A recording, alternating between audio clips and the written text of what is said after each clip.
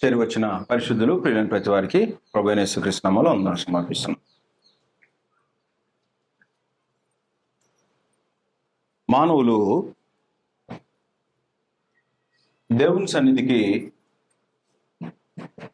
వచ్చేటువంటి ముఖ్యమైన కారణం, మనుషులు దేవుని సన్నిధికి ఎందుకు వస్తారు, ఎందుకు రావాలి, ఎందుకు రావాలంటే ఈ భూమి మీద మనందరం నివాసం చేస్తున్నాం. ఈ భూమిని వదిలిపెట్టి ఒకరోజు వెళ్ళిపోతాం, అందరికీ తెలిసే సంగతే. ప్రతి మనిషికి ఈ భూలోకంలో మనం శాశ్వతంగా ఉండము అనే సంగతి ప్రతి వారికి తెలుసు. చనిపోయిన తర్వాత ఎక్కడికి వెళతాం, చనిపోయిన తర్వాత ఎక్కడికి వెళ్ళాలో, ఏ ఊరు వెళ్ళాలో ఎరగకుండా బ్రతకూడదు. కాబట్టి ఏ ఊరు వెళ్ళాలో ఎరిగితే ఆ ఊరు వెళ్ళటానికి అవకాశం ఉంటుంది. కాబట్టి ఈ భూమి మీద బ్రతికే దినాల్లో ఈ భూలోక యాత్ర ముగించుకుంటే మనం ఎక్కడికి వెళ్ళబోతున్నాం అనే సంగతి మనుషులకి తెలియాల్సిన అవసరం ఉంది. ఎక్కడికి వెళ్ళాలి, ఎక్కడికి వెళ్ళాలి? ప్రసంగి గ్రంథం 10వ అధ్యాయము 15వ వచనం. ప్రసంగి గ్రంథం 10వ అధ్యాయము 15వ వచనం. ఊరికి పోవు త్రోవ ఎరుగని వారై బుద్ధిహీనులు తమ ప్రయాస చేత ఆయాసపడుదురు. ఊరికి పోవు త్రోవ ఎరుగని వారై బుద్ధిహీనులు తమ ప్రయాస చేత ఆయాసపడుదురు. ఎవరిని గురించి మాట్లాడుతున్నాడు? ఏ ఊరు వెళ్ళాలో తెలియకుండా ఈ భూలోకంలో బ్రతుకుతుండేటువంటి వాడి గురించి మాట్లాడుతున్నాడు. జనరల్ ట్రావెలింగ్ లేకపోతే సాధారణంగా మనుషులు చేసేటువంటి ప్రయాణాన్ని గురించి మాట్లాడట్లేదు. ఆయన మాట్లాడేది ఎవరిని గురించి అంటే, ఏ దేశం నుండి వచ్చారో గుర్తుంటే ఆ దేశానికి వెళ్ళటానికి అవకాశం ఉంటుంది. ప్రయాణం చేసేవాళ్ళు ఒక దేశం నుంచి ఇంకొక దేశానికి వచ్చిన తర్వాత ఆ దేశాన్ని మర్చిపోతారా? ఎవరైనా మర్చిపోతారా? ఎవరు మర్చిపోరు. ఒకవేళ అలాగాని మర్చిపోయేవాడు బుద్ధిహీనుడు. ఏ ఊరు వెళ్ళాలో తెలియకుండా తిరిగేటువంటి వాడు ఈ భూమి మీద కోట్ల రూపాయలు, వందలు వేల కోట్లు సంపాదించిన తృప్తికరమైన జీవితం లేదు వాళ్ళకి. వేలు లక్షల కోట్లు సంపాదిస్తున్నారు కానీ ఏ ఊరు వెళ్ళాలో మనుషులకు తెలియటం లేదు. కాబట్టి ఏ ఊరు వెళ్ళాలో కరెక్ట్గా తెలిస్తే అలాగ వెళ్ళటానికి అవకాశం ఉండేటువంటి జనం ఉన్నారు అని ఎక్కడికి వెళ్ళాలో తెలుసా? హెబ్రీ పత్రిక 11వ అధ్యాయం 15వ వచనం. వారు ఏ దేశము నుండి వచ్చిరో ఆ దేశమును జ్ఞాపకమందుంచుకున్న ఎడల మరలా వెళ్ళుటకు వారికి వీలు కలుగును. అయితే వారు మరి శ్రేష్టమైన దేశమును అనగా పరలోక సంబంధమైన దేశమును కోరుచున్నాడు. ఎవరు వీళ్ళు? అబ్రహాము, ఇస్సాకు, యాకోబులు పితరుల గురించి మాట్లాడి 13వ వచనంలో, వీరందరూ ఆ వాగ్దాన ఫలము అనుభవింపకపోయినను దూరము నుండి చూచి వందనము చేసి తాము భూమి మీద పరదేశులమును యాత్రికులమై ఉన్నామని ఒప్పుకొని విశ్వాసము గలవారై మృతి నొందిరి. ఇలాగు చెప్పువారు తమ స్వదేశమును వెదకుచున్నామని విశదపరుచుచున్నారు కారా? కాబట్టి ఏ ఊరు వెళ్ళాలో తెలియకుండా ఈ భూమి మీద తిరుగులాడేవాడు, అమెరికా వెళదాం, ఇంగ్లాండ్ వెళదాం, ఆ దేశం వెళదాం, ఈ దేశం వెళదాం, ఏ దేశం వెళ్ళినా ఒకరోజు ఈ దేశాన్ని వదిలిపెట్టి వెళ్ళిపోవాలి, ఈ ఊరిని వదిలిపెట్టి వెళ్ళిపోవాలి. అంటే ఈ భూమిని వదిలిపెట్టి వెళ్ళిపోవాలి. వెళ్ళిపోతే ఎక్కడ ఉండాలో దానికోసం దేవుని సన్నిధికి వస్తున్నారు మనుషులు. ఏ దేశాన్ని కోరుతున్నారట వాళ్ళు? పరలోక సంబంధమైన దేశాన్ని కోరుతున్నారు అన్నారు. కాబట్టి పరలోకం, ఈ పరలోకము ఎలా ఉంటది? పరలోకంలో ఎవరుంటారు? పరలోకంలో ఏముంటాయి? పరలోకము ఎలాగుంటుందో దేవుని గ్రంథం మనకి వివరిస్తుంది. ఈ పరలోకము నంబర్ 1 భౌతిక సంబంధమైనది కాదు. గుర్తుపెట్టుకోవాల్సిన సంగతి ఏంటంటే పరలోకము భౌతికమైన అంటే ఈ మనిషి ఈ కళ్ళతో ఈ దేహంతో అనుభవించలేనిది, చూడలేనిది పరలోకం.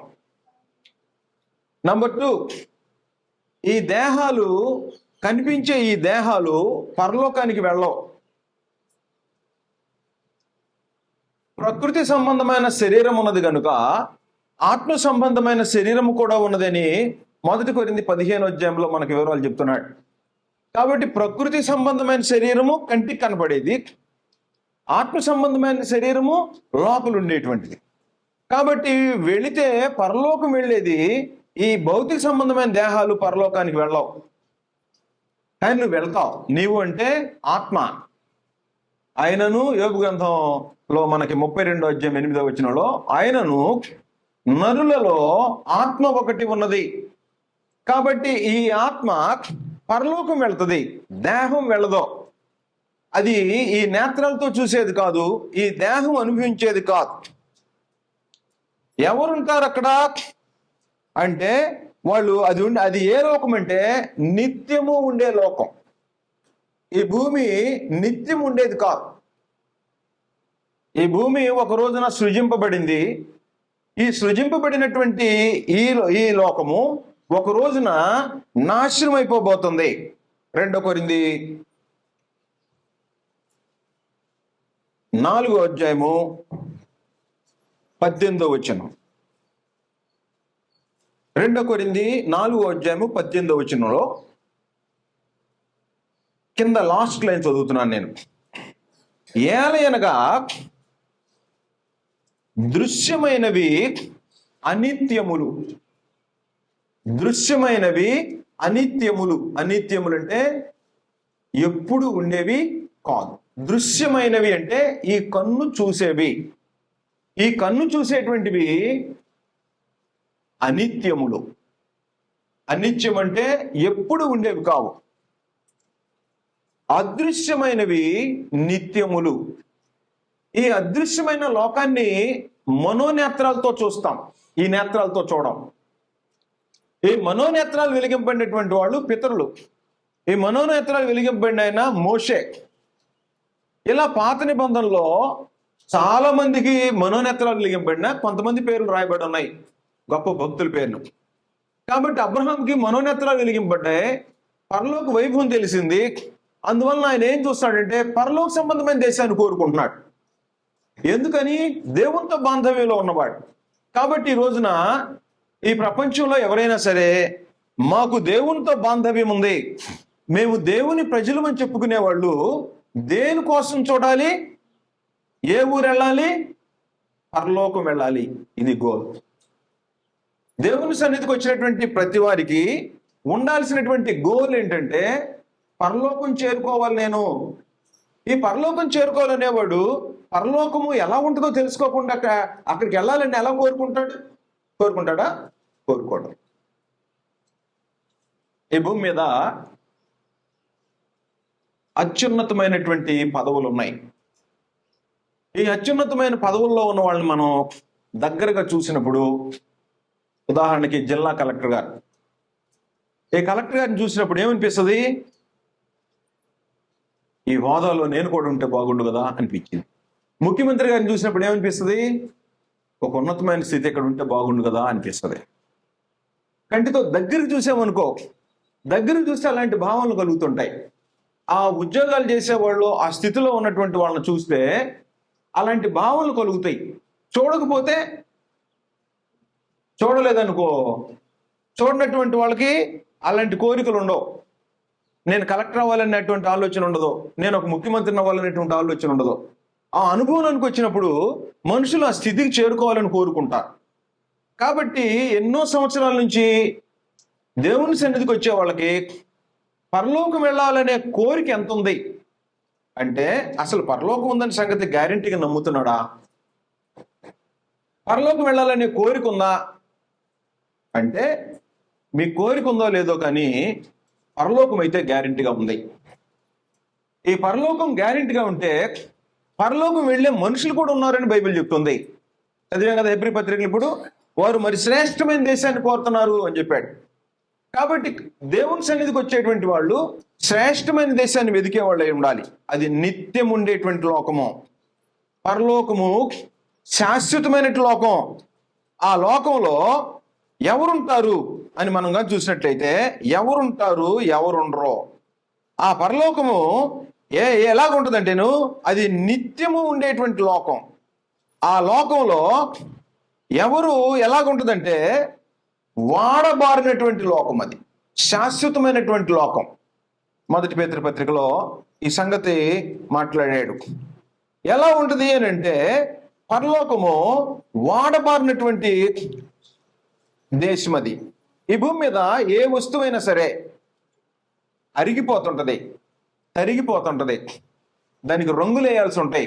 ఇల్లు కట్టుకున్నారనుకో, ఇంటికి 4 ఏళ్ళు పోయిన తర్వాత ఎలాగుంటది, మరలా రంగులు వేయాలి, మరలా బాగు చేయించాలి, మరలా దానికోసం ఏదైనా చేయాలి. ఈ దేహం ఉందనుకోండి, రోజు దానికి స్నానం చేయించాలి, బట్టలు రోజు మార్చాలి.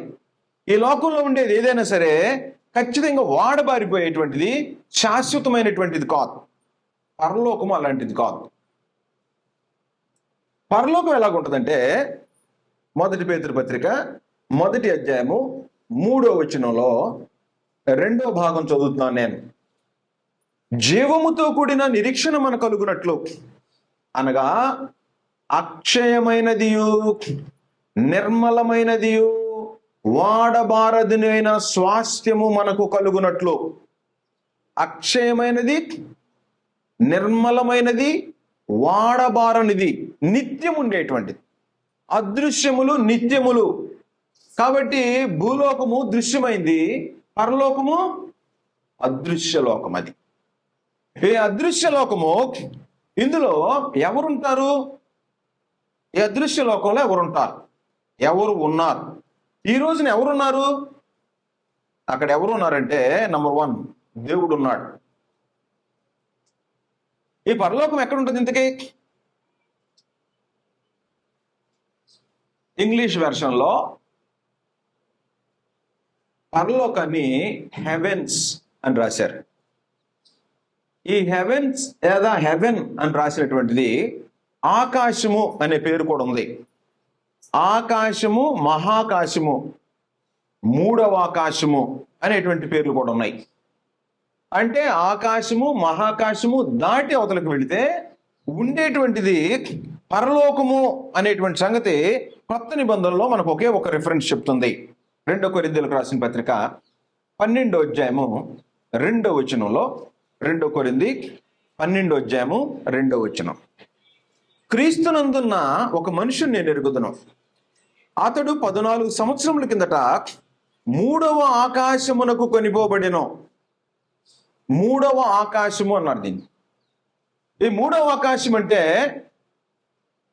ప్రభువైన యేసు ఆకాశ మండలం గుండా వెళ్ళి ఎక్కడికి వెళ్ళాడు? పరలోకానికి వెళ్ళాడు. అపోస్తులు చూస్తున్నప్పుడు మేఘం వచ్చి ఒక ఆయన్ని తీసుకొని వెళ్ళిపోయింది. ఎక్కడికి వెళ్ళాడు ఆయన? దేవుని సముఖానికి వెళ్ళిపోయాడు. కాబట్టి ఆకాశం ఇవన్నీ దాటి వెళ్ళిపోతే పైన ఉండేటువంటిది పరలోకం. అక్కడ ఎవరుంటారు అని అంటే దేవుడు ఉంటాడు అని చెప్తుంది బైబిల్. మనందరూ తెలిసినట్టు ఈ మత్తయి సువార్త 5వ అధ్యాయము 16వ వచనంలో, మత్తయి సువార్త 5వ అధ్యాయం 16వ వచనం, 6వ అధ్యాయం 10వ వచనం, 12వ అధ్యాయం 50వ వచనం మనం ఇవి చూస్తే ఒక రిఫరెన్స్ చాలు మనకి. మత్తయి సువార్త 5వ అధ్యాయము 16వ వచనం కానీ, 6వ అధ్యాయం 10వ వచనం కానీ, 6వ అధ్యాయం 10వ వచనం చదివితే డైరెక్ట్ గా స్టేట్మెంట్ ఉంది. 6వ అధ్యాయము 10వ వచనం, పరలోకమందున్న మా తండ్రి అన్నాడు. పరలోకమందున్న మా తండ్రి అన్నాడు. కాబట్టి పరలోకమందు ఎవరున్నారు?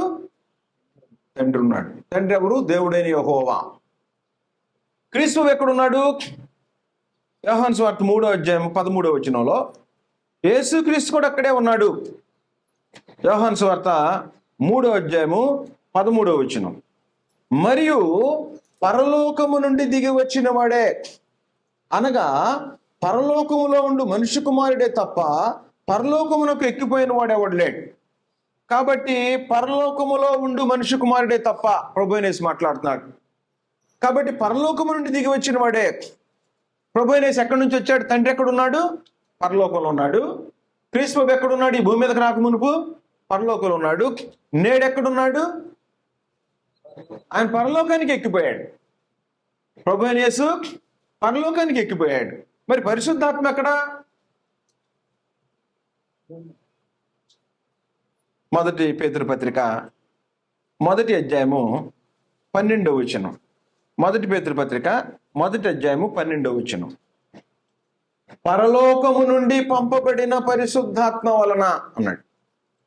కాబట్టి పెంతెకొస్తే పండుగ రోజున పరిశుద్ధాత్మ భూమి మీదకి వచ్చాడు అపోస్తులకి. అంతకుముందు ఎక్కడున్నాడు? పరలోకంలో ఉన్నాడు. కాబట్టి ఇప్పుడు పరలోకంలో ఎవరెవరు ఉన్నారు? దేవుడు ఉన్నాడు, క్రీస్తు ప్రభు ఉన్నాడు, పరిశుద్ధాత్మ ఉన్నాడు. కాబట్టి ఈ ముగ్గురు ఎలా ఉన్నారు?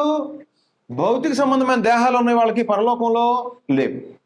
ఆ భౌతిక సంబంధ దేహాలు లేకుండా ఆత్మలు. యోహాను సువార్త 4వ అధ్యాయం 24వ వచనం. ఇదిగో మనకి ఇక్కడ కొటేషన్ రాశారు కదా. దేవుడు ఆత్మ, ప్రభు అయిన యేసు ఆత్మ, పరిశుద్ధాత్మ అంటేనే ఆత్మ. కాబట్టి దేవుడు ఆత్మగా ఉన్నాడు, ఆత్మయ్య ఉన్నాడు. క్రీస్తు ప్రభు ఆత్మయ్య ఉన్నాడు, పరిశుద్ధాత్మ కూడా ఆత్మయ్య ఉన్నాడు. ముగ్గురు వ్యక్తులు పరలోకంలో ఉన్నారు. ఈ ముగ్గురు వ్యక్తులతో పాటు పరలోకంలో ఇంకెవరు ఉన్నారు? పరలోకంలో ఇంకెవరున్నారు? దేవదూతలు ఉన్నారు. పరలోకంలో ఎవరున్నారు? దేవదూతలు ఉన్నారు. దేవదూతలు పరలోకం నుండి సమాచారాన్ని తీసుకొచ్చి భూమి మీదకి అందిస్తుంటారు. కాబట్టి పరలోకంలో దేవుడున్నాడు, క్రీస్తు ప్రభు ఉన్నాడు, పరిశుద్ధాత్మ ఉన్నాడు, ఆత్మలైనటువంటి దేవదూతలు ఉన్నారు. ఈ లోకం ఎంతకాలం ఉంటుంది? శాశ్వతమైన లోకం. అది పరలోకము శాశ్వతమైంది, యుగ యుగాలు ఉండేటువంటిది. దానిలో ఏముంటుంది? పరలోకంలో ఏముంది? పరలోకంలో ఏముంది?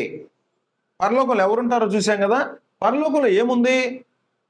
ఏముంది అంటే యెషయా ఒక రోజున యెషయాకి దర్శన రూపంలో కంటితో భౌతిక సంబంధమైన నేత్రాలతో పరలోకాన్ని చూసిన వాడు ఇంతవరకు ఎవడు లేడు, అబ్రహాంతో సహా.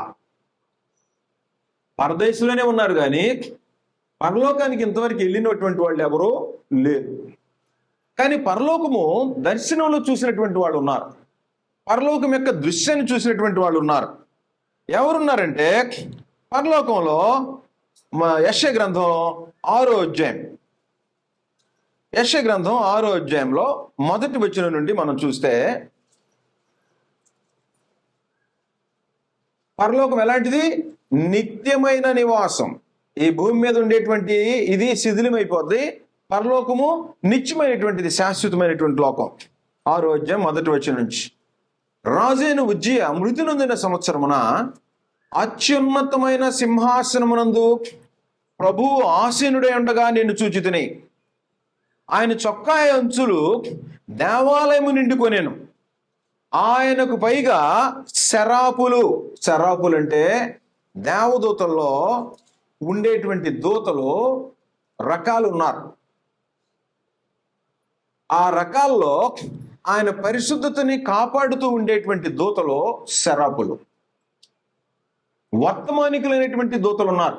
అంటే పరలోకంలో అక్కడే ఉండేటువంటి దూతలు ఉన్నారు. పరలోకం నుండి భూమి మీదకి అవసరమైనప్పుడు సమాచారాన్ని తెచ్చి మరలా పరలోకానికి వెళ్ళిపోయేటువంటి దేవదూతలు ఉన్నారు. ఈ శరాపులు, ఆయనకు పైగా శరాపులు నిలిచి ఉండేను. శరాపులు అని అంటే అక్కడ ఏమని రాసిందో కింద, మహాదూతలు. దూతలు, మహాదూతలు.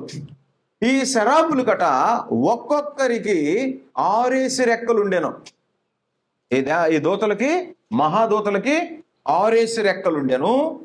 ప్రతివాడు రెండు రెక్కలతో తన ముఖమును, రెంటితో తన కాళ్ళను కప్పుకొనుచు రెంటితో ఎగురుచుండెను. 6 రెక్కలుంటే ప్రతివాడు 2 రెక్కలతో ముఖం, 2 రెక్కలతో కాళ్ళు, 2 రెక్కలతో ఎగురు. అంటే దేవుణ్ణి చూడకుండా కళ్ళు మూసుకొని రెక్కలతో ఎగుతూ పాదాలు కనపడకుండా ఎగురుచున్నారట.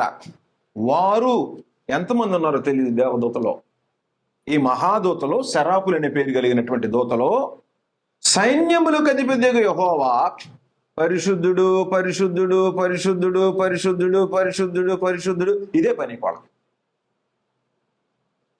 మహాదూతల పని ఏంటి తెలుసా? పరిశుద్ధుడు పరిశుద్ధుడు పరిశుద్ధుడు పరిశుద్ధుడు, ఇదే అంతే. కానీ మనల్ని అలాగ మిషన్ లాగా చేయాల. ఆ దూతల యొక్క డ్యూటీకి అంతే. పరలోకంలో సింహాసనం ఉంటే ఆ సింహాసనానికి పైగా ఎవరున్నారు? పైగా శరాబులు. ఆ శరాబులు 6 రెక్కలు కలిగి 2 రెక్కలతో ముఖాన్ని, 2 రెక్కలతో పాదాలను కప్పుకొని 2 రెక్కలతో ఎగురుతూ ఏమంటున్నారు? సైన్యములకు అధిపతి యెహోవా పరిశుద్ధుడు పరిశుద్ధుడు, సర్వలోకము ఆయన మహిమతో నిండి ఉన్నదని గొప్ప స్వరముతో గాన ప్రతిగానములు చేయుచుండిరి. గాన ప్రతిగానాలు అంటే అర్థం ఏంటి? ఇప్పుడు మైక్లో మనం ఎక్కువ పెట్టామనుకోండి, అది ప్రతిగానం. హలో అనగానే మళ్ళీ తిరిగి హలో. ఒకవైపు పరిశుద్ధుడు అనగానే ఇంకొకళ్ళు పరిశుద్ధుడు. గాన ప్రతిగానాలు. ఏమని? పరిశుద్ధుడు పరిశుద్ధుడు పరిశుద్ధుడు పరిశుద్ధుడు, అంతే. దేవునిలో పాపం ఉండదు. దేవుడు అంటే పాపం లేనివాడు. ప్రభువైన యేసు పాపం లేనివాడు. పరిశుద్ధాత్మ పాపం లేనివాడు. పరిశుద్ధుడు దేవుడు పరిశుద్ధుడు పరిశుద్ధుడు పరిశుద్ధుడు అని గొప్ప స్వరముతో గాన ప్రతిగానములు చేయుచుండ్రి. ఎలా కూడా ఉంటుందో అక్కడ పరిస్థితి చూస్తే. దేవదూతలు పరిశుద్ధుడు పరిశుద్ధుడు పరిశుద్ధుడని దేవుణ్ణి స్తుతిస్తుంటే ఎలా ఉంటుందో. వారి కంఠస్వరం వలన గడప కమ్ముల పునాదులు కదురుచు మందిరము ధూమము చేత నిండగా. వాస్తవంగా అది అలంకార భాషలో చెప్పాడు.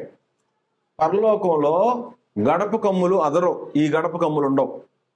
ఇక్కడ దేవాలయాన్ని చూపించి ఈ దేవాలయానికి అర్థం అవటం కోసం యెషయాకి కనబడేటట్టు చేస్తారు. అంటే ధ్వని ఎలాగుంది? గడప కమ్ములు అదిరేంతగా వాళ్ళు పరిశుద్ధుడు పరిశుద్ధుడు పరిశుద్ధుడు అంటే సౌండ్ ఎలాగుంది? గడప కమ్ములు కదిలిపోయేటట్టు ఉంది. మనం పాడితే ఎలాగుంది? మనం పాడుతుంటే ఎలాగుంది? పక్కనోడు కూడా వినపడట్ల. కొంతమంది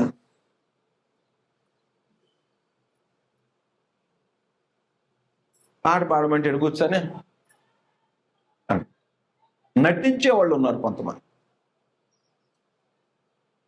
అంటే దేవుడు ఎవరో నీకు తెలిస్తే నీ పూర్ణ హృదయంతో, నీ పూర్ణ బలముతో,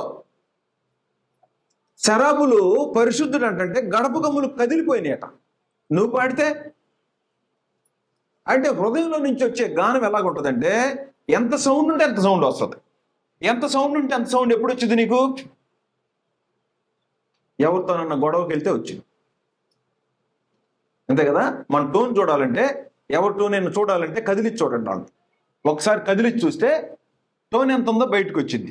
కానీ ఇక్కడ దేవుని సన్నిధికి వచ్చినప్పుడు పాట పాడమంటే సిగ్గు, భయం. ఎందుకని? లోపల దేవుని గురించినటువంటి ఆలోచన లేదు. దేవుడు ఎవరో తెలియదు. దేవుని ఎలా ఘనపరచాలో తెలియటం లేదు. కాబట్టి ఎందుకని ఏం రావట్లేదు? స్వరం రావట్లేదు. కాబట్టి దేవుడు ఎవరో తెలిస్తే ఆ పాట పాడుతుంటేనట ఎలా ఉంది? గడప కమ్ములు అదిరిపోతా ఉన్నాయి. మనం పాడితే ఎలాగుందో మనం టాలీ చేసుకోవాలి. ఎలా ఉందో ఎవరికి వాళ్ళు ఆలోచన చేసుకోండి. కాబట్టి పాట పాడితే ఎలా ఉండాలి? నీ పూర్ణ హృదయంతో, నీ పూర్ణ మనసుతో, పూర్ణ ఆత్మతో గడప కమ్ముల పునాదులు అదిరేంతగా నిన్ను పెట్టండి. ప్రకటన గ్రంథం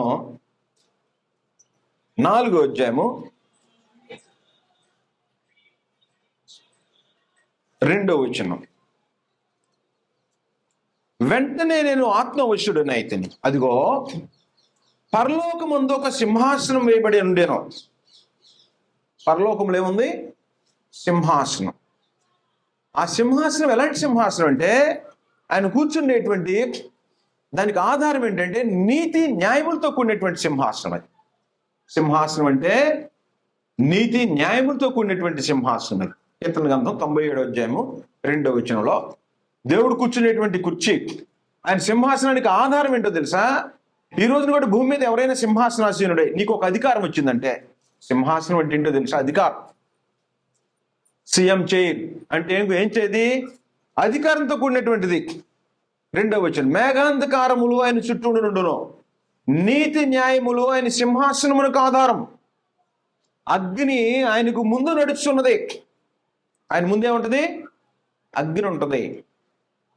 ఆయన సింహాసనం దేంతో కూడి ఉంటుంది? నీతి న్యాయములతో కూడినది ఉంటుంది. కాబట్టి ఆయన కూర్చున్నాడట. సింహాసనాసీనుడై ఉంటే శరాపులు మహాదూతలు పరిశుద్ధుడు పరిశుద్ధుడని గాన ప్రతిగానాలు చేస్తున్నాయట.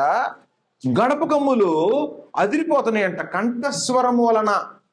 వారి కంఠస్వరం వలన గడప కమ్ములు అదిరిపోతున్నాయి. అక్కడ చూస్తే 4వ అధ్యాయం 2వ వచనంలో సింహాసనం వేయబడిందంటే ఒక ఆయన కూర్చున్నాడు. ఆసీనుడైన వాడు ఎలాగున్నాడో చెప్తున్నాడు. ఆ ఉన్నటువంటి ఆయన ఎలాగున్నాడో, దృష్టికి సూర్యకాంత పద్మరాగములను పోలినవాడు. దాన్ని ఏమన్నారంటే ఎ జాస్పర్ అండ్ సార్డైన్ స్టోన్.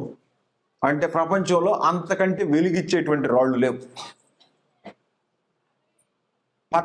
సూర్యకాంత పద్మరాగములను పోలినవాడు, మరకతములే ప్రకాశించు మేఘధనుస్సు సింహాసనమును ఆవరించి ఉండేను. సింహాసనాన్ని ఆవరించి ఎలాగుందంటే మేఘధనుస్సు. 7 రంగులు ఉంటాయి ఇంద్రధనుసు అంటలా. ఆ ఇంద్రధనుసు ఉంటదట. సింహాసనము చుట్టూ 24 సింహాసనములు ఉండేను అన్నాడు. ఎప్పుడంటే అపోస్తలులు ఇశ్రాయేలు గురించి మాట్లాడుతూ చెప్పేసేసారు. ఆ సింహాసనములో నుండి 5వ వచనం, మెరుపులను ధ్వనులను ఉరుములను బయలుదేరుచున్నవే. మరియు ఆ సింహాసనం ఎదుట 7 ద్వీపములు ప్రజ్వలించుచున్నవి. అవి దేవుని 7 ఆత్మలు. 7 ఆత్మలు అంటే పరిశుద్ధాత్మకు సూచన. ఎక్కడ? ఎదుట, సింహాసనం ఎదుట పరిశుద్ధాత్మ ఉన్నాడు. సింహాసనానికి కుడివైపున ఎవరున్నారు? ప్రభు అయిన యేసు ఉన్నాడు. సింహాసనం ఎదుట పరిశుద్ధాత్మ ఉన్నాడు. సింహాసనానికి కుడివైపున ఎవరున్నారు? ప్రభు అయిన యేసు ఉన్నాడు. కాబట్టి పరలోకంలో సింహాసనాసీనుడైన దేవుడు, ఆయన ఎదుట పరిశుద్ధాత్మ, ఆయన కుడి ప్రక్కన ప్రభు అయిన యేసు ఉంటే శరాపులు 2 రెక్కలతో ముఖాన్ని, 2 రెక్కలతో కాళ్ళను కప్పుకొని 2 రెక్కలతో ఎగురుతూ 24 గంటలు నిత్యము యుగయుగాలు ఆ శరాపుల యొక్క డ్యూటీ అదే. అలా ఉన్నాయట. ఆ సింహాసనం 6వ వచనం, ఆ సింహాసనం ఎదుట స్ఫటికమును పోలిన గాజు వంటి సముద్రం ఉన్నట్టుండేను. సముద్రం కాదు, మనకు అర్థమైద్దని రాశాడు. స్ఫటికము వంటి అన్నాడు. ఆ సింహాసనం ఎదుట స్ఫటికమును పోలిన గాజు వంటి సముద్రం ఉన్నట్టుండేను. ఇవన్నీ అలంకారాలే. ఈ భూమి మీద ఉండే వస్తువులతో పోల్చి పరలోకం ఎలాగుంటుందో చెప్పడానికి చూస్తున్నాడు. ఆ సింహాసనమునకు మధ్యను, సింహాసనము చుట్టూను ముందు వెనుక కన్నులతో నిండిన 4 జీవులుండెను. మొదటి జీవి సింహం వంటిది, 2వ జీవి దూడ వంటిది, 3వ జీవి మనుషుని ముఖం వంటి ముఖము గలది, 4వ జీవి ఎగురుచున్న పక్షిరాజు వంటిది. ఈ 4 జీవులలో ప్రతి జీవికి 6 రెక్కలుండెను. అక్కడేం చదివాము? మహాదూతలను చదివాం కదా. మళ్ళీ ఇక్కడ దానికి వివరణ ఇస్తున్నాడు. అవి చుట్టూను లోపలను కన్నులతో నిండి ఉన్నవి. అవి భూత వర్తమాన భవిష్యత్ కాలములో ఉండు. అక్కడ పరిశుద్ధుడు అన్నాడు, ఇక్కడ ఏం యాడ్ చేశాడు? భూత వర్తమాన భవిష్యత్ కాలములో ఉండు సర్వాధికారియు దేవుడునగు ప్రభువు పరిశుద్ధుడు పరిశుద్ధుడు పరిశుద్ధుడని మానక రాత్రింబగళ్ళు చెప్పుచుండును. ఎలా ఉంటుందో ఆ సీన్ మరి. ఆ సింహాసనమునందు ఆసీనుడై ఉండి యుగయుగములు జీవించుచున్నవానికి మహిమయు ఘనతయు కృతజ్ఞతాస్తుతులు కలుగునుగాకని ఆ జీవులు కీర్తించుచుండగా. ఆ జీవులు పని అదే, మహాదూతలు శరాపుల యొక్క పని అదే. ఏమని? యుగయుగములు జీవించున్నవానికి, భూత భవిష్యత్ వర్తమాన కాలములో ఉండు సర్వాధికారి ఒక దేవుడు పరిశుద్ధుడు పరిశుద్ధుడు పరిశుద్ధుడని గాన ప్రతిగానాలు చేస్తూ ఉంటే అక్కడ అప్పుడు మాట్లాడుతున్నాడు. ఇప్పుడు ఆయన అక్కడ ఉన్నటువంటి ఆయన ఏం చేశాడు? ప్రభువా, 4వ అధ్యాయము 10-11 వచనాలు అవసరమైన వాటిని చెప్తున్నాను నేను. ప్రభువా మా దేవా, నీవు సమస్తమును సృష్టించితివి. అంటే సృష్టి లేనప్పుడు దేవుడు అక్కడ ఉన్నాడు. ఈ సృష్టి చేయక మునుపు పరలోకంలో ఉన్నాడు, దేవుడు ఉన్నాడు, క్రీస్తు ఉన్నాడు, పరిశుద్ధాత్మ ఉన్నాడు, దేవదూతలు ఉన్నారు. దేవదూతలు కొనియాడుతుంటే ఎదురుగా పరిశుద్ధాత్మ ఉంటే, కుడివైపున క్రీస్తు ప్రభు ఉంటే దేవుడు సింహాసనాసీనుడై ఉన్నాడు. కాబట్టి ఆయన సింహాసనం మీద ప్రభు అయిన యేసు కానీ, పరిశుద్ధాత్మ కానీ, దేవదూతలు కానీ ఎప్పుడు కూర్చోరు. ఆ సింహాసనాన్ని క్రీస్తు ప్రభు కోరుకోడు, పరిశుద్ధాత్మ కోరుకోడు, దేవదూతలు కోరుకునేటువంటి సింహాసనం కాదు అది. ఆయన దేవుడు. కాబట్టి ఆయన సింహాసనానికి కుడివైపున ఉంటాడు. ప్రభు అయిన యేసు సింహాసనానికి కుడివైపున కూర్చొని ఉన్నాడు. సింహాసనం ఎదుట పరిశుద్ధాత్మ ఉన్నాడు. కాబట్టి ఏమంటున్నాడు తెలుసా? నీ చిత్తము, నీవు సమస్తమును సృష్టించితివి, నీ చిత్తమును బట్టి అవి ఉండెనో. కాబట్టి భూమి ఆకాశాలు సమస్తాన్ని సృజించాలనుకునే చిత్తము, సంకల్పం ఎవరిది? తండ్రి అని దేవుంది. గనుక నీవే మహిమ ఘనత ప్రభావములు పొందనర్హుడు అని చెప్పుచు తమ కిరీటములను ఆ సింహాసనం ఎదుట వేసిరి అని అన్నాడు. కాబట్టి పరలోకం యొక్క దృశ్యం అలాగుంటది. ఆయన ముందర ఏముంటది? అగ్ని ఉంటది. ఆయన దహించు అగ్ని అన్నాడు.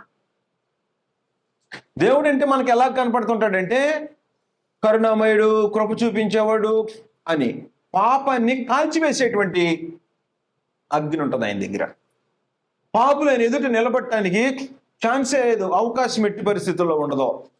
అలాంటి సింహాసనాసీనుడైనటువంటి దేవుడు మానవుల్ని సృజించడానికి ముందు ఈ సృష్టిని చేశాడు. నరులారా తిరిగి రండి అంటున్నాడు. ఏమంటున్నాడు? నరులారా తిరిగి రండి. ఎక్కడికి రండి? నా ఎద్దుకు రండి. ఆయన ఉండే స్థలం ఎక్కడ? పరలోకం. కాబట్టి పరలోకం రండి అని పిలుస్తున్నాడు. భూమి మీదకు పంపించాడు. ఈ దేహాలకి ఆత్మనేసి ఈ ఆత్మలు తిరిగి రావాలని దేవుడు కోరుకున్నాడు. ఎలా కోరుకున్నాడో తెలుసా? ఎలా కోరుకున్నాడు దేవుడు అంటే, ప్రభు అయిన యేసుని పరలోకం నుండి భూమి మీదకు పంపించాడు. పంపించినప్పుడు ఏం చేశాడు దేవుడు? ఏం చేశాడు? హెబ్రీ పత్రిక, ఆయనకు ఒక దేహాన్ని అమర్చాడట. ప్రభు అయిన యేసుకి ఏం అమర్చాడు? దేహాన్ని అమర్చాడు. దేనికి అమర్చాడు దేహాన్ని? ఆయన ఆత్మ. కాబట్టి ఇప్పుడు నీకు కూడా ఏముంటుంది? ఆత్మ ఉంది. ఆత్మకి ఏముంది? దేహం ఉంది. ప్రభు అయిన యేసుని గురించి మనం ఆలోచన చేస్తే హెబ్రీ పత్రిక 10వ అధ్యాయము 5వ వచనం. కాబట్టి ఆయన ఈ లోకమందు ప్రవేశించినప్పుడు ఇలాగూ చెప్పుచున్నాడు ప్రభు అయిన యేసు, బలియు అర్పణయు నీవు కోరలేదు గాని నాకు ఒక శరీరమును అమర్చితివి. శరీరాన్ని అమర్చాడట. దేనికి అమర్చాడు? దేహానికి శరీరాన్ని అమర్చాడు. కాబట్టి దేహం ఎక్కడ అయిపోద్ది? ఇక్కడే అయిపోద్ది. మన్నైనది వెనకటి వలె మరలా, ప్రసంగ గ్రంథం 12వ అధ్యాయం 7వ వచనం, మన్నైనది వెనకటి వలె మరలా భూమికి చేరును, ఆత్మ దాన్ని దయచేసిన దేవుని యొద్దకు మరలా పోవును అన్నాడు. 90వ కీర్తనలో దైవజనుడైనటువంటి మోషే ప్రార్థన చేస్తూ దేవుని యొక్క ఉద్దేశాన్ని మాట్లాడాడు. కీర్తన గ్రంథము 90వ అధ్యాయము 1వ వచనం, ప్రభువా తరతరముల నుండి మాకు నివాస స్థలము నీవే, పర్వతములు పుట్టక మునుపు భూమిని లోకమును పుట్టింపక మునుపు యుగయుగములు నీవే దేవుడు. నీవు మనుషులను మంటికి మార్చుచున్నావు. ఈ దేహాన్ని మంటికి మార్చేస్తున్నావు. నరులారా తిరిగి రండని నీవు సెలవిచ్చుచున్నావు. నరులారా తిరిగి రండి. ఎలా రండి? ప్రభు అయిన యేసు భూమి మీదకి వచ్చాడు. ఎక్కడికి వెళ్ళిపోయాడు? మరలా పరలోకానికి వెళ్ళిపోయాడు. మానవులు కూడా ఏం చేయాలి? ఏ దేశాన్ని నుండి వచ్చారు? ఏ దేశాన్ని నుండి వచ్చావు? పరలోకం నుండి వచ్చావు. ఎక్కడికి వెళ్ళాలి? పరలోకానికి వెళ్ళాలి. నీకు ఆత్మనిచ్చింది ఎవరు?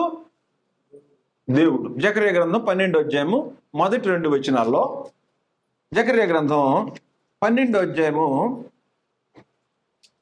మొదటి 2 వచనాలు కానీ మనం చూసినట్టయితే, ఆదికాండం 2వ అధ్యాయం 6వ వచనం చూసిన, జకర్యా గ్రంథం 12వ అధ్యాయంలో దేవోక్తి, ఇశ్రాయేలును గురించి వచ్చిన యెహోవాకు ఆకాశ మండలమును విశాలపరిచి భూమికి పునాది వేసి మనుషుల అంతరంగములో జీవాత్మను సృజించి యెహోవా.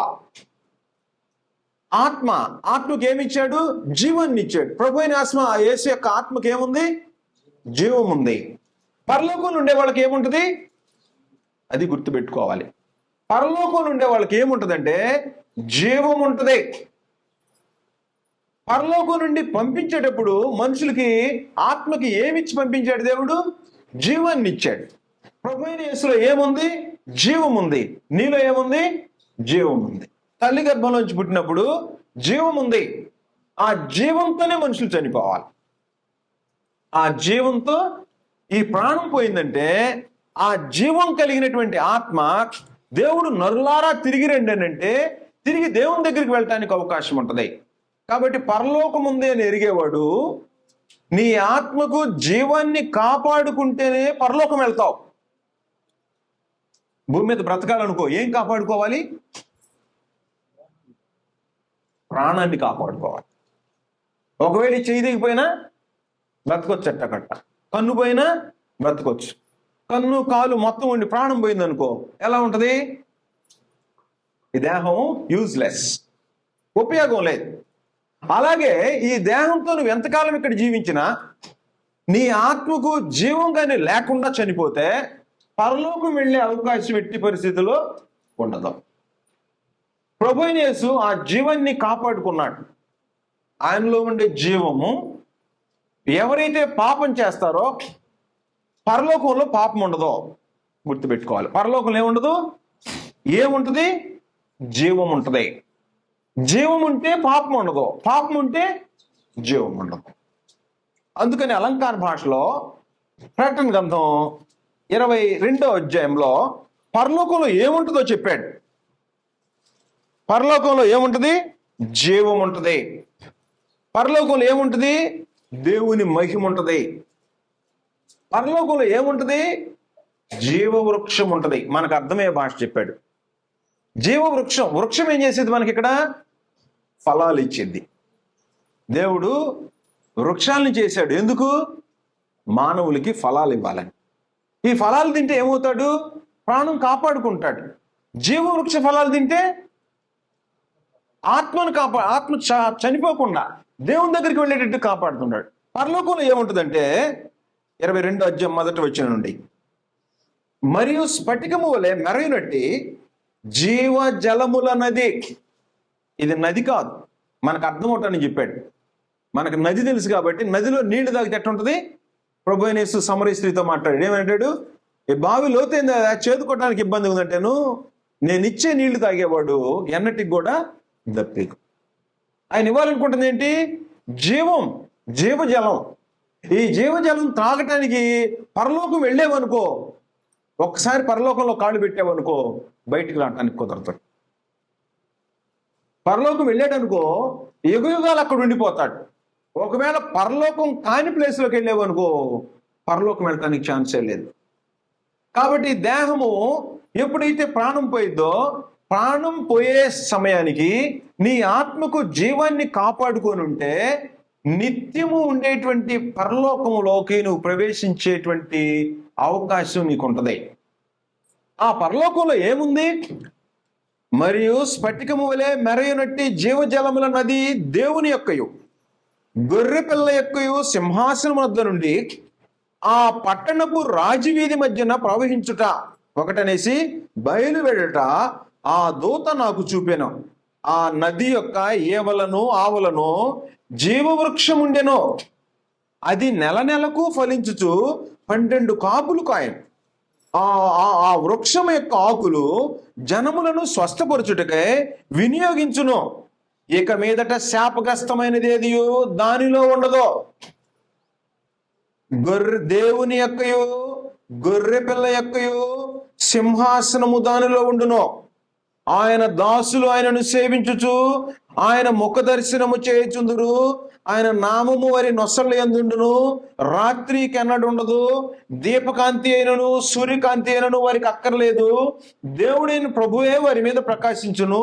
వారు యుగ యుగములు రాజ్యము చేయుదురు. అంటే పరలోకము ఎవరైతే ప్రవేశిస్తారో పరలోకంలోకి వాళ్ళకి జీవం ఉంటుంది. అలంకార భాషలో చెప్పాడు. నెల నెలకి కాయలు కాసేటువంటి చెట్లు ఉన్నాయా? సీజనల్ ఉంటాయి. ఇవి నెల నెలకు కాసిన అర్థం ఏంటి? పరలోకంలో ఉండేవాడు ఎన్నటికీ దప్పి కొనడో, ఎన్నటికీ ఆకలి కొనడో.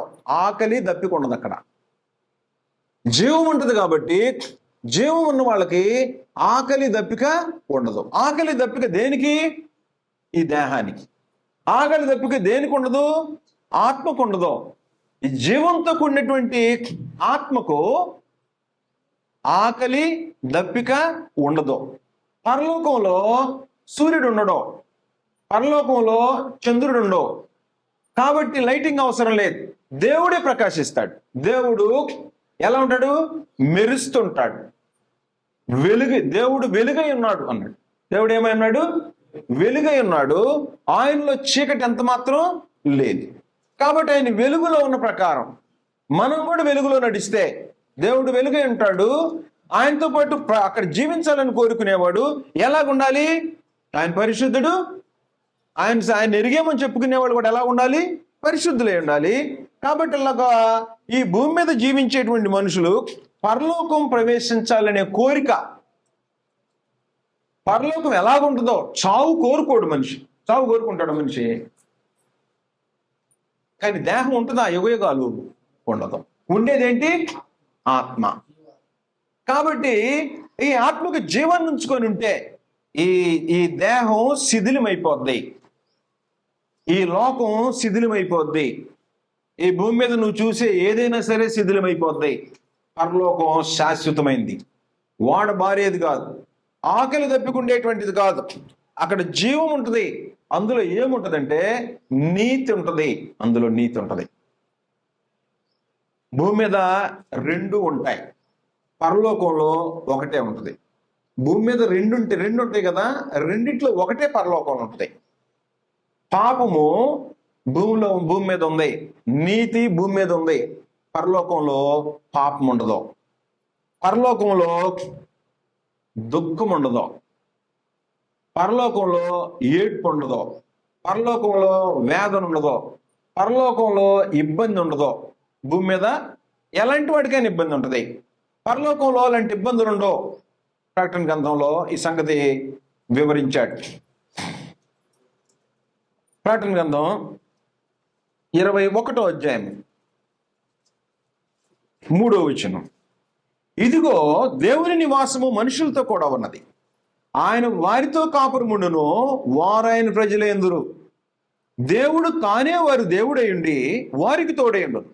ఆయన వారి కన్నుల ప్రతి బాష్ప బిందువు తుడిచివేయను. అక్కడ దేహం ఉండదో, కన్నీళ్ళు ఉండవు. మరణం మీకు ఉండదు. పరలోకానికి వెళ్ళేవనుకో మరణం ఉండదు. ఇక్కడ ఏ భయంతో అయితే బ్రతుకుతున్నావో పరలోకంలో కాలు పెట్టావా, నీ ఆత్మ పరలోకి వెళ్ళిందా, ఇక మరణం ఉండదు. ఈ భూమి మీద కోరుకునే మనిషి ఈ రాత్రికి చచ్చిపోతున్నావు అని కత్తి పెట్టాడు అనుకోండి, బాగా ధనవంతుడు ఉన్నాడు అనుకోండి, ప్రపంచ ధనికుడు, ఆ ధనికుడిని పట్టుకొచ్చేసి ఈ రాత్రి పూట గొంతు మీద కత్తి పెట్టి చంపేస్తున్నాం, ఆస్తి ఇస్తావా అంటే ఏమంటాడు? చంపేయమంటాడా? ఆస్తి ఇస్తానంటాడా? ఎందుకని? ప్రాణం. అమ్మో, నేను చనిపోతే ఎట్లా? నేను లేకుండా భూమి ఉంటే ఎట్లా? బ్రతికుంటే మళ్ళీ ఏదో ఒకటి సంపాదించుకుంటాను, అయ్యా ఆస్తి ఇచ్చేస్తాను ఆయన చంపొద్దా అంటుంటాడు. కాబట్టి ఇప్పుడు నీ ఆత్మ చనిపోయి పరలోకంలో ప్రవేశించకుండా, యుగయుగాలు దేవుడు ఉండేటువంటి స్థలంలోకి వెళ్లకుండా, ఏడ్పు వేదన దుఃఖం లేని మనుషులందరూ కోరుకునేది అదే కదా, సుఖంగా మా అమ్మాయి భలే సుఖంగా ఉండాలయ్యా, మంచి ఇంట్లో ఇవ్వాలి, మా అబ్బాయి ఆనందంగా ఉండాలి, అదే కదా మనుషులందరూ కోరుకునేది. అలా ఉండాలంటే ఏం చేయాలి? ఎవరో ఒకరు కష్టపడాలి కదా. కాబట్టి భూమి మీద కష్టము సుఖం రెండు ఉంటాయి. సుఖం కావాలనుకునేవాడు కష్టపడాలి. మీ అమ్మాయి మీ అబ్బాయి ఒక్కటే సుఖపడాలంటే మరి అవతల పార్టీ.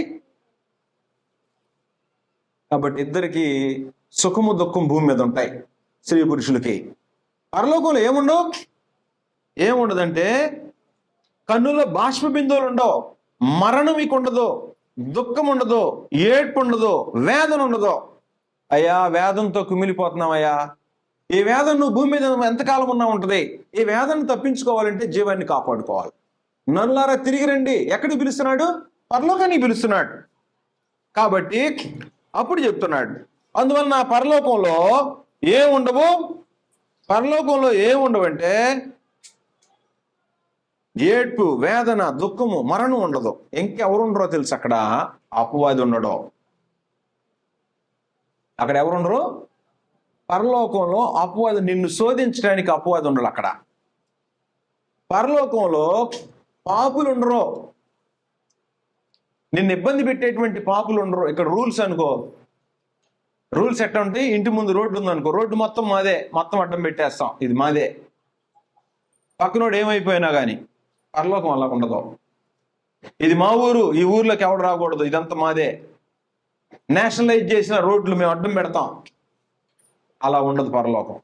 పరలోకంలో నీకు ఇబ్బంది ఉండదు, పాపులు ఉండరు, అక్కడ దురాత్మలు ఉండవు. పరలోకంలో దురాత్మలు ఉండవు, దేవదూతలు ఉంటారు, వాళ్ళు నీకు పరిచర్య చేస్తారు.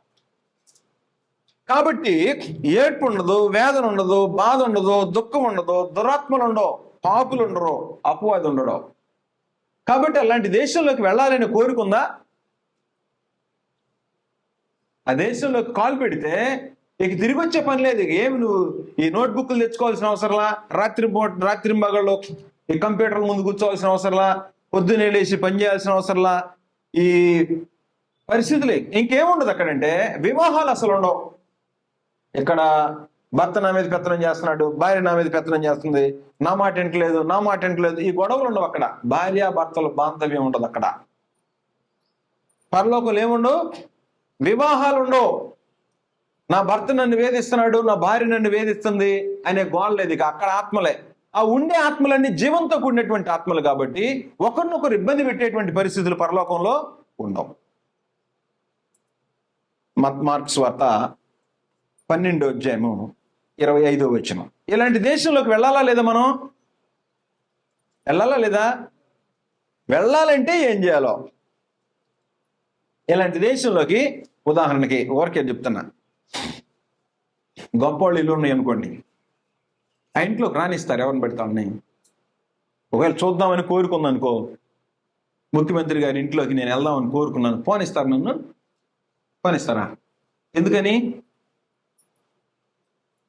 భూమి మీద మనుషులు కట్టుకునేటువంటి ఇళ్లలోకే మనుషులు రానికపోతే పరలోకం రాణిస్తా? ఎవరిని పెడతామని రానిచ్చిద్దా?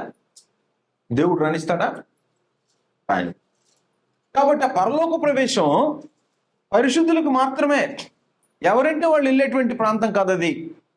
ఏదో కొద్దిసేపు పాటలు పాడి వెళ్ళినంత మాత్రాన పరలోకం వెళ్ళేది కాదు. ఇది డబ్బులు ఇచ్చినంత మాత్రాన పరలోకం వెళ్ళేటువంటి కార్యక్రమం కాదు.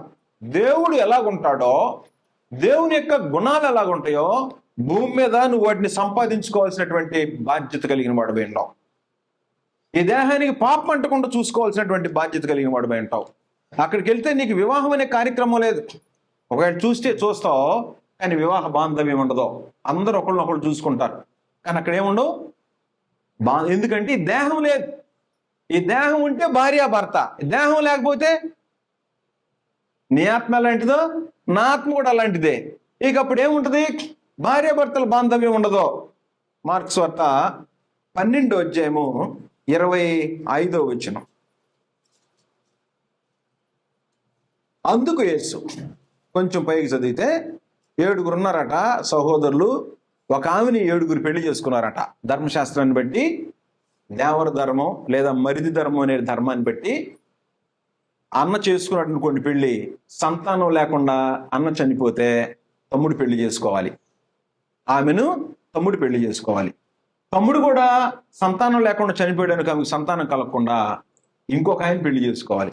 అలా 6 సంతానం లేకుండా లేదట, 7 ఆయన పెళ్లి చేసుకున్నాడట. యేసుక్రీస్తుని విసిగిద్దామని యేసుక్రీస్తు దగ్గరికి ఈ ఉపమానం, ఈ సంగతి తీసుకొని వచ్చారు వాళ్ళు. పరిసయ్యులు, సద్దూకయ్యులు వచ్చి, పునరుద్ధానం లేదని చెప్పేటువంటి పరిసయ్యులు కాదు, సద్దూకయ్యులు. పునరుద్ధానం లేదు అంటే చనిపోయిన వాళ్ళు దేవుని సన్నిధికి వెళ్తారు అనేటువంటి భావన లేని వాళ్ళు వచ్చి ఈ సంగతి అడిగాడు. అందరు చచ్చిపోయారాయా, చివరి ఆమె కూడా చచ్చిపోయింది, 7 పెళ్లి చేసుకుంది కదా, పరలోకంలో ఈమె ఎవరికి భార్య అని అడిగాడు. అక్కడికి వెళ్ళినాక మళ్ళీ ఫైటింగ్ ఉంటుందా? నా భార్య పెద్దోడు, అసలు నేను మొట్టమొదటి చేస్తున్నాను కాబట్టి నా భార్య, లేదు నీకు పిల్లలు లేకపోతే చివరి నేను చేసుకున్నాను నా భార్య అనే గొడవలు ఏమైనా ఉంటాయా అంటే అప్పుడు ఆన్సర్ చెప్తున్నాడు. 22 ఇట్లు 7 సంతానము లేకే చనిపోయేది, అందరి వెనుక ఆ స్త్రీ చనిపోయాను. పునరుద్ధానమందు వారిలో ఎవనికి ఆమె భార్యగా ఉండును, ఆమె 7 భార్య అయిన కదా అని అడిగిరి. అందుకే మీరు లేఖనములను గాని దేవుని శక్తిని గాని ఎరగకపోవటం వలనే పొరబడుచున్నారు. నీకు లేఖనాలు ఏంటో అర్థం కాలా. వారు మృతులలో నుండి లేచినప్పుడు పెండ్లి చేసుకొనరో, పెండ్లికి ఇవ్వబడరో, కానీ పరలోకమందున్న దూతల వలె నుందురు. కాబట్టి దూతలు ఎక్కడున్నారు? పరలోకమందున్న దేవుడున్నాడు, క్రీస్తున్నాడు, పరిశుద్ధాత్మ ఉన్నాడు, దూతలు ఉన్నారు పరలోకంలో. ఇప్పుడు పరలోకం వెళ్ళారనుకోళ్ళు, పరలోకంలో వెళితే భార్యాభర్తలుగా ఉంటారా, దూతలుగా ఉంటారా? దూతలకు దేహాలు లేవు. ఆడ మగ అనే వ్యత్యాసం ఉంటే భార్య భర్త అంటాం. అందరికి ఒకటే ఆత్మలైతే అంటే ఈ భూమి మీద సంతానం విస్తరించడానికి, భూమి మీద జీవించటానికి, ఎవరి పని వాళ్ళు చేయటానికి, పని బాధ్యత జరగటానికి, కుటుంబము సంసారము కొనసాగి ఈ భూమి మీద జీవనం చేయటానికి ఈ ఆత్మలను ఏం చేశాడంటే, ఆత్మలకి ఆడ మగ అనేటువంటి దేహాన్ని వేసి వారి వారి బాధ్యతలు నిర్వహించడానికి చేశాడే తప్ప ఆత్మలకు ఏముండవు. రేపు పరలోకం వెళ్ళిపోయారు అనుకో, ఎలా ఉంటుంది? ఒకే రకమైన ఆత్మలు. కాబట్టి పరలోకంలో ఏముండవు? వివాహాలు ఉండవు. అందుకని భూమి మీద అన్నిటికంటే గొప్పదేంటి? వివాహం. ఈ వివాహం ద్వారా బిడ్డలను కంటారు, అందుకని ఘనమైంది. ఈ వివాహం పవిత్రంగా ఉండాలి. ఇలా పవిత్రమైన వివాహంలో పాలుపంపులు పొందేవాళ్ళు పరలోకంలో పాలుపంపులు పొందడానికి అవకాశం. దేహాన్ని ఎవడు పవిత్రంగా ఉంచుకుంటాడో అలాంటి వాడు పరలోకం వెళ్తాడు. కాబట్టి దేహాన్ని పవిత్రంగా కాపాడుకోవటం అనేటువంటిది పరలోకం వెళ్ళాలనుకునే వాళ్ళు చేయాల్సినటువంటి ముఖ్యమైన పని. కాబట్టి ఈ పూట వరకు సమయం అయిపోయింది. ఏం చూసాం? పరలోకంలో ఎవరెవరు ఉంటారు? దేవుడు ఉన్నాడు, క్రీస్తున్నాడు, పరిశుద్ధాత్మ ఉన్నాడు, దేవదూతలు ఉన్నాడు. చివరి పరలోకంలో ప్రవేశించే వాళ్ళు ఎవరు? జీవముతో కూడినటువంటి ఆత్మ కలిగి ఎవరు మృతి పొందుతారో అలాంటి వాళ్ళు నరులారా తిరిగి రండి. బెస్ట్ ఎగ్జాంపుల్ క్రీస్తు ప్రభు. క్రీస్తు ప్రభు నరుడిగా పుట్టాడు, దేహాన్ని వదిలిపెట్టి పరలోకానికి వెళ్ళాడు, జీవాన్ని కాపాడు. కాబట్టి మనం కూడా జీవంతో ఉండి చనిపోతే క్రీస్తు ప్రభు లాగా తండ్రి దగ్గరికి వెళ్ళిపోతాం. అందుకని ఆయన సింహాసనం, ఆయన చుట్టూ ఉండేటువంటి జీవులు, మహాదూతలు, శరాపులు ఆయన గాన ప్రతిగానాలు చేస్తుంటాయి. ఆయన వెలుగై ఉన్నాడు, సింహాసనాసీనుడై ఉన్నాడు. ఆయన ఎదుట పరిశుద్ధాత్మ ఉన్నాడు, కుడివైపున ప్రభు అయిన యేసు సింహాసనాసీనుడై ఉన్నాడు. సింహాసనానికి కుడి ప్రక్కన ఉన్నాడు ఆయన. ఆయన ఒక్కడే సింహాసనాసీనుడై ఉన్నాడు. ఆయన చిత్తాన్ని బట్టి సమస్తం కలిగినవి వాటిని నిర్వహించేటువంటి బాధ్యతని క్రీస్తు ప్రభువుకు అప్పగించాడు. ఆ వివరాలు మనం తర్వాత చూస్తాం. అందువల్ల అందులో ఏముంటది? ఆనందం ఉంటుంది, ఏముంటది? జీవం ఉంటుంది. అందులో నీతి ఉంటుంది, దేవుని మహిమ ఉంటుంది, జీవవృక్షం అంటే జీవమే ఉంటుంది. అందులో ఎవరుండరు? అపవాది ఉండడు, దురాత్మలు ఉండవు, మరణం ఉండదు, మృతుల లోకం ఉండదు, దుఃఖం ఉండదు, వేదన ఉండదు, బాధ ఉండదు, ఆకలి దప్పికలు ఉండవు అక్కడ. అది అదృశ్యలోకం. ఏమనంటే మూడవ ఆకాశం అన్నాడు. ఎక్కడుందో ఎవరికి కొలతలేసి చెప్పలే. ఆకాశ మహాకాశాలు దాటి అవతలకి వెళితే మూడవ ఆకాశం ఉందట. అక్కడ దేవుడు తన సింహాసనం మీద ఆసీనుడై ఉన్నాడు అని గ్రంథం అలంకార భాషలో చెప్పి ఈ విశ్వమంతా వ్యాపించున్నాడు పరమందిర దేవుడు. ఆయన సింహాసనం వేసుకుంటే ఆయన కాలు పెట్టాడు అనుకో, ఈ భూమి చాలదు. అయ్యా నేను కట్టే ఈ దేవాలయం ఏపాటిది, ఆకాశ మహాకాశాలు కూడా నిన్ను పట్టజాలవే అన్నాడు సొలొమోను ప్రార్థన చేస్తూ. ఆకాశ మహాకాశాలే పట్టవు నిన్ను అంటే, ఆకాశ మహాకాశాలు ఈ విశ్వం కంటే ఎంతో ఉన్నతమైనటువంటి ఆయన సైజ్ ఇంతని చెప్పడానికి వీలు కాదు. అలాంటి వెలుగై ఉన్న దేవుడు పరలోకంలో తన సింహాసనాసీనుడై ఆయన ఎదుట నరులు తిరిగి రావాలని, ఆయన ఇచ్చిన ఆత్మను జీవంతో కూడిందై ఉంటే ఆయన దగ్గర ఉంచుకోవాలని పరమందున్న దేవుడు కోరి ఆ పరలోకంలో నుండి ఈ సృష్టిని చేసి మానవుల్ని చేసి మానవుల ఆత్మల్ని తిరిగి ఆయన దగ్గర ఉంచుకోవాలని దేవుడు కోరుకుంటున్నాడు. పాపులు అందులో ప్రవేశించడానికి అవకాశం ఉంది. అక్కడ ఏముండదు, వివాహాలు ఉండవు.